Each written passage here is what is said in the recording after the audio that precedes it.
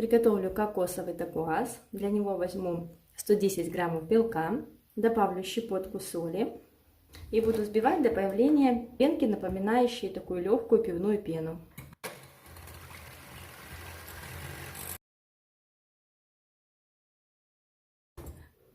После чего постепенно введу 110 граммов сахара и буду взбивать до плотного состояния.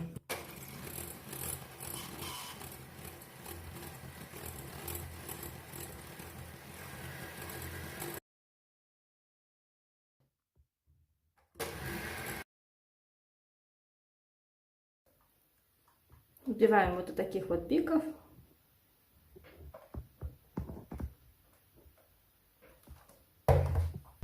Миксер убираем, он нам больше не понадобится. И объединяем вместе кокосовую стружку 80 граммов, 20 граммов пшеничной муки и 20 граммов сахарной пудры. Все тщательно перемешиваем. И вмешаем с помощью лопаточки во взбитые белки. Вмешивать будем в 2-3 приема.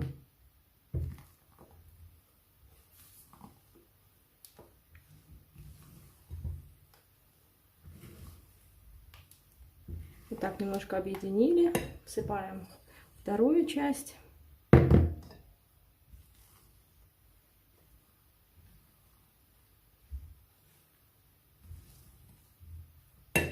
И третью.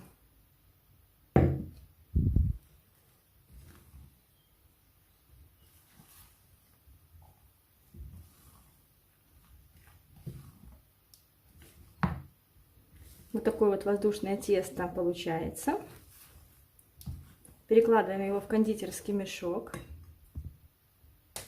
Мешок с круглой насадкой, отверстие выходное где-то 8 миллиметров. На бумаге для выпечки нарисую сердце. С обратной стороны бумаги рисую сердце карандашом. У меня вот такая вот форма для торта. Я нарисовала сердечко, которое вошло бы в эту форму. И будем выпекать такой корж.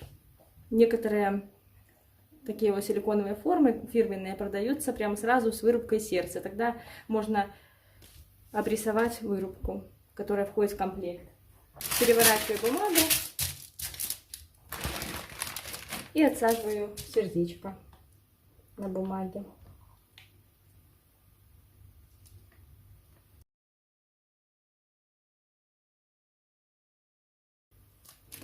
Оставшееся тесто отсаживаю произвольно.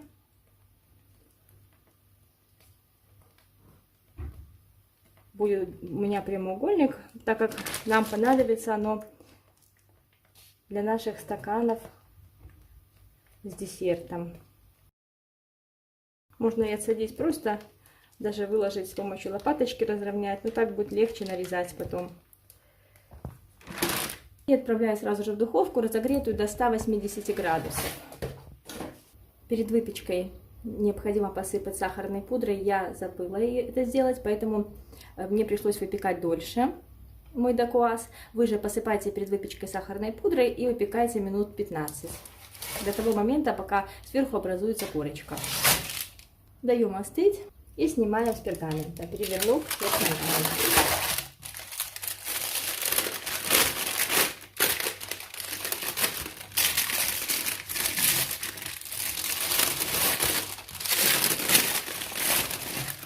Пергамент нужно брать силиконизированный или тефлоновый коврик, чтобы бисквит не пристал.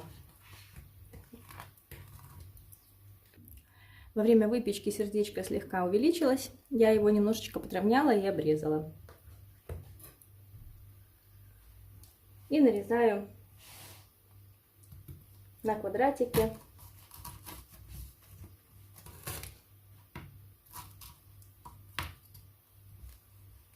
Охлаждаем крамбл минут 10-15 в морозильной камере, затем распределяем по бумаге для выпечки или тефлоновому коврику и выпекаем в духовке, разогретой до 170 градусов, до золотистого, такого уверенного цвета. Выпекаем крамбл до готовности.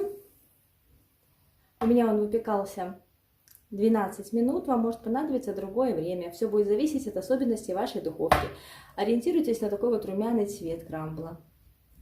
И оставляем его остывать до комнатной температуры.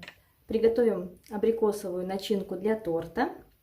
Для нее я нарезала 150 граммов абрикосов спелых, добавила 25 граммов сахара, всыпаю 5 граммов кукурузного крахмала и наливаю столовую ложку воды. Тщательно перемешиваю и отправляю на плиту. Дождемся появления первых пузырьков и постоянно перемешиваем. Подержим на плите еще около 40 секунд, чтобы весь крахмал уж точно заварился. И тоже оставим остывать. Если ваши абрикосы слишком сладкие, то добавьте немного лимонного сока для баланса вкуса в начале приготовления. Крамбл остыл. Вот так вот измельчаю его немножко, чтобы он был более маленькими кусочками. 30 граммов белого шоколада растоплю в микроволновке импульсами.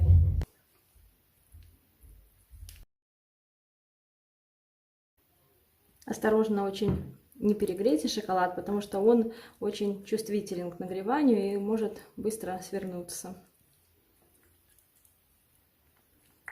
Лучше оставьте недорастворенным шоколад, и от тепла тарелки и нагретого шоколада он полностью растает. Добавляю в шоколад чайную ложку растительного масла.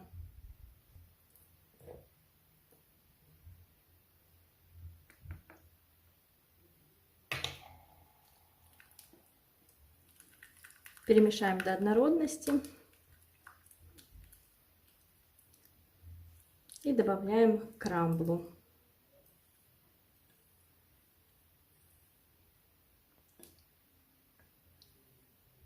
И перемешаем.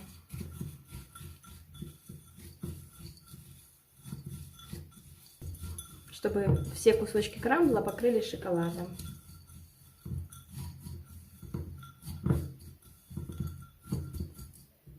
И нанесем крамбл на подготовленный корж.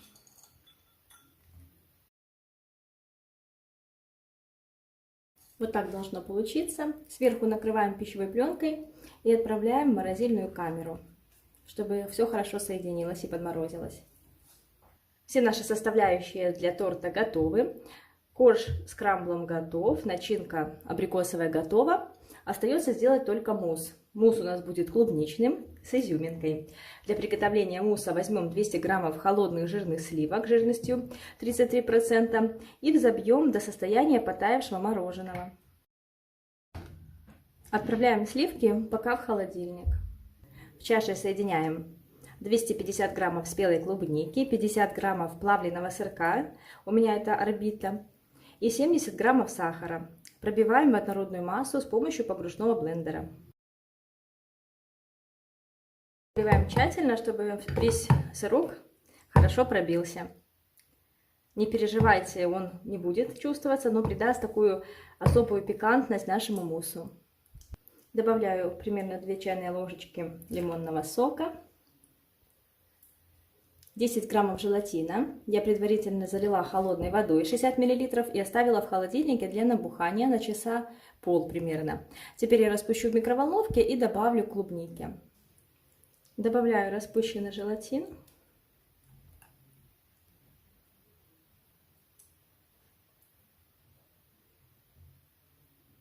Клубничное пюре не должно быть холодным. Если оно у вас очень холодное, клубника, допустим, была из холодильника, то нужно немного прогреть ее в микроволновке. Пюре готовое в микроволновке перед введением желатина, чтобы мусс не схватился раньше времени. И перед тем, как ввести сливки, я подготовила форму, установила ее на доску, достала корж и начинку. Ввожу сливки.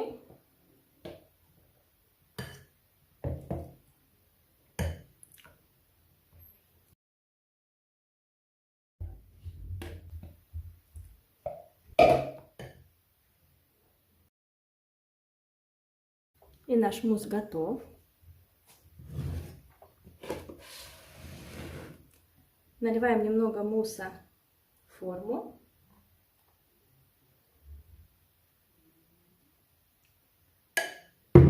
Отправляю в морозильную камеру, чтобы он слегка схватился и можно было поместить начинку.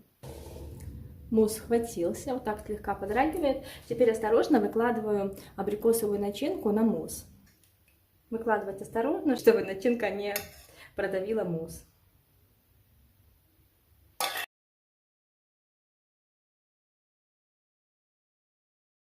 До краешков не доходим.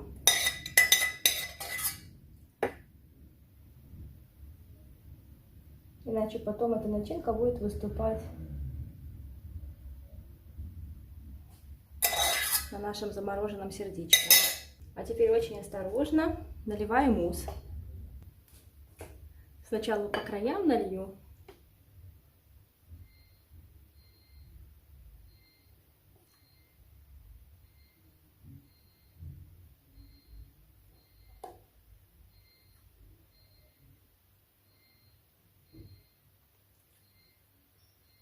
Ну, даже если немножко это будет видно, надеюсь, это не будет страшно.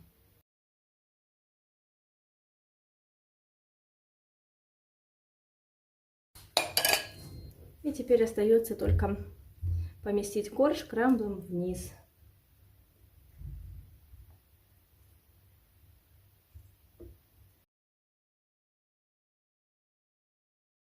Накрою сверху пищевой пленкой или пакетом и отправлю в морозильную камеру на 24 часа для полной заморозки.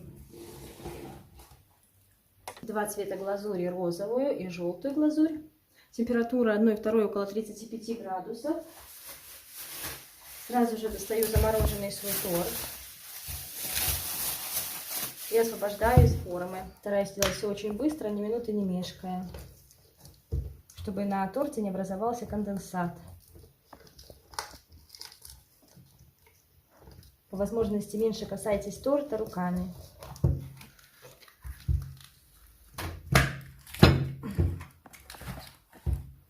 Вот такой красивый идеальный торт получился. Ставим его на стакан. Он уже даже сейчас очень красивый. И можно будет глазировать. Сначала розовой глазурью.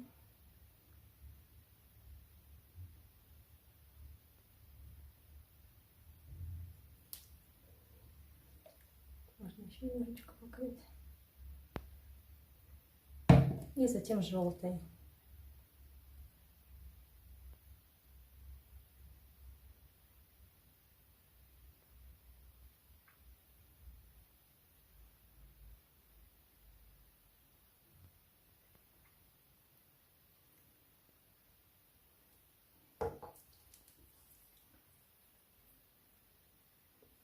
Ждем, пока глазурь перестанет капать. И торт будет готов. Глазурь перестала капать. Подворачиваю ее с помощью шпателя, как бы обрезая внутрь.